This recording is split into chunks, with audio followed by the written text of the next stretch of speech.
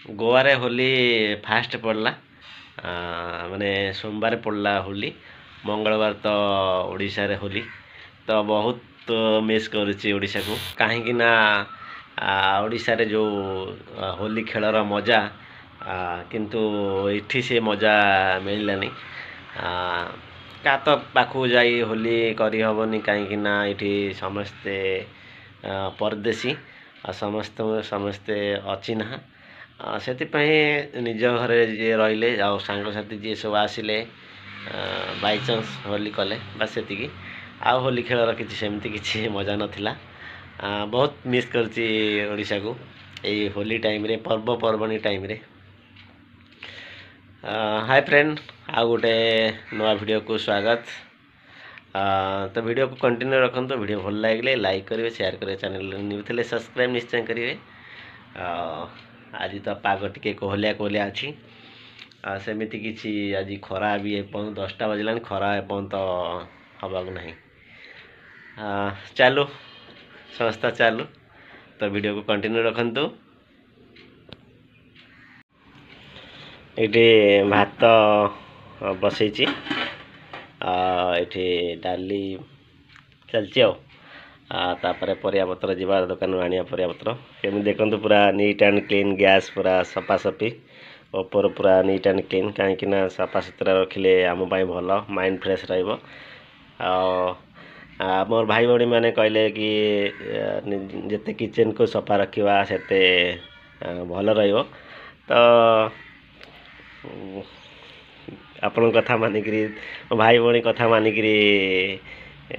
Kitchen को सफा रखिली thank you so much my sister एते जोरे गुळुगुळी होउची माने खरा एते जोरे नहीं किंतु गुळुगुळी एते जोर होउची मैं जाइकरी दुकान रू आसिली पूरा माने जंती लागुची मु जाइकरी कोडू 5 किलोमीटर जाई आसिली एते जोरे गरम होउची तो मते टिके एमती ईसुन पुलिया मत लगुच हो गलानी मत ठंडा टिके रोचे मध्य एवं रोसईवास चलती बस बेसी किसी आज आइटम हेनी आउ दुकान जाइली बेसी किसी सब्जी भी नाला अंडा नहीं आसली डाली अंडा भुजिया मु तो अंडा खाइबिनी एलर्जी होली डाली रे गोटे आलू पकई देती बस डाली आलू चकटा खाइबी आ से माने अंडा भजा खाइबे अंडा भजा करदेवी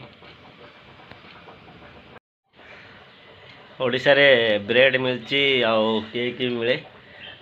ये हूँ आपको कहती मस्का पाव गोवा रे मस्का पाव आ भितर जो फाँका देखुं लंबा भाया आ भितर पूरा माने ये पड़ता क्रीम पड़ता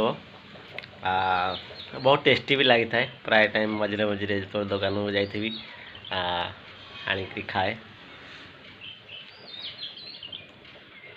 बहुत भी टेस्टी अच्छी पकेट हूँ 10 टंका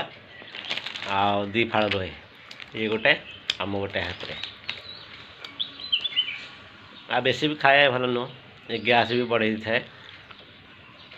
से बेसिक चूड़ा भजा खाए आज से चूड़ा नथला जेहेतु जाइए दुकान को नहीं आसली ये आम अंडा भजा चलती आठी डाली रेडी तापर ये आलू चकटा टमाटर चकटा हम तापर भात तो तले अच्छी भात रेडी चला आउ टे अंडा भजा अच्छी छाड़दवा तापर आरंभ करवा खाइबा एबे टाइम होची सकाळ 5:10 पाखापाखि गला फुल नाइट करके जस्ट छुट्टी हम 5:30 बेले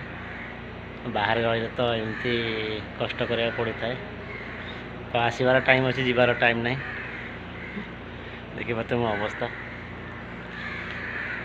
वीडियो को शेष पर्यटन देखि धन्यवाद लाइक शेयर सब्सक्राइब निश्चय करेंगे देखो पूरा अंधार अंधार 5टा 8 हम पार घंटा थी निश्चय देखी था पूरा अंधार अंधार।